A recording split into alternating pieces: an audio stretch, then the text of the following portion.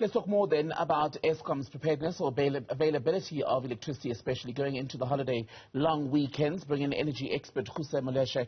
Very good evening to you, ma'am. Always good to have you on Newzroom Afrika. So the electricity minister, hopeful, will be able to get through this period without rolling power cuts, but it does come with the caveat that there is maintenance work being done and there may be further breakdowns. Yes, typically during the period of December, the period around which most industrial customers as well as consumers are not consuming much because of holiday, you have reprieve because the demand is relatively lower. And also the power plants are relatively performing better for now. So that is why you are seeing a bit of a reprieve in the system. But that is precisely the problem, isn't it, with this so-called reprieve, because it is dependent on the economy slowing down, and that's exactly why it cannot be maintained. Yes, it's actually not a good thing. It's a good thing for us because we're on holiday and we're enjoying that. But it can be misleading. If there are issues in the system, which is we do have a vulnerable system, then we could find ourselves again back in load shedding when the big consumers are back online. But we hope that that won't be the case. But obviously that could happen. When you look at the numbers, as per the briefing by the electricity minister today, availability capacity of electricity at the moment is at around 27,000, I think, megawatts, while demand is sitting at 24,000. That suggests that we are cutting it quite fine, does it not?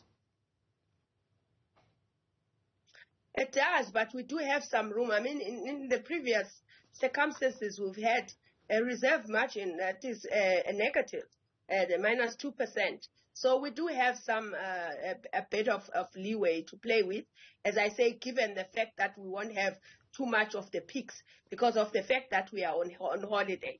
So we do have a little bit more room to play with. And I want to talk about the maintenance work that's going to be done. December is a perfect opportunity, apparently, to do much of this work, precisely because there's less demand for power. But how much of what can be done now can be of significant benefit, especially in the new year when industry begins or resumes its activities? So typically you have maintenance taking place during the periods, as you correctly point out, when there's less demand.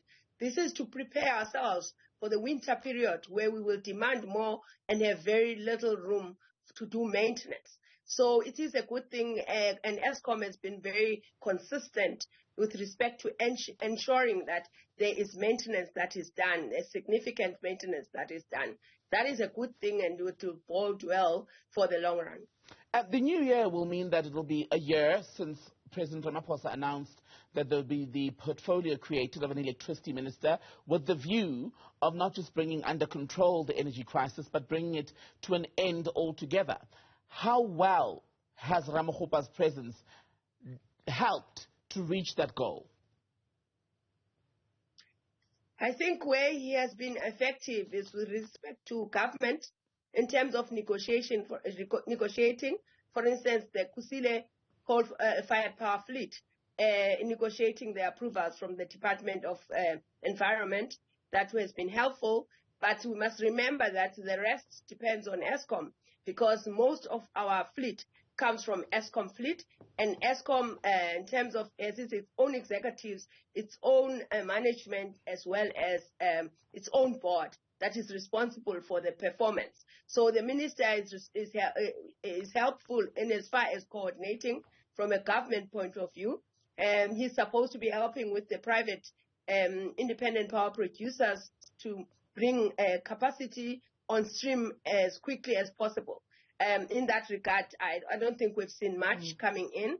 It's very difficult to measure because the problem with this was that we didn't have a plan. We didn't have a timeline. We didn't have a specific amount of capacity that will be on stream. So it depends on how one is feeling in terms of assessing him. Brings me to my next question. There's a new CEO coming to Eskom in the new year, Dan Marukane. What sort of entity will he be finding, will he be arriving to, and what will he need to do to take it to the next level, especially when it comes to load shedding?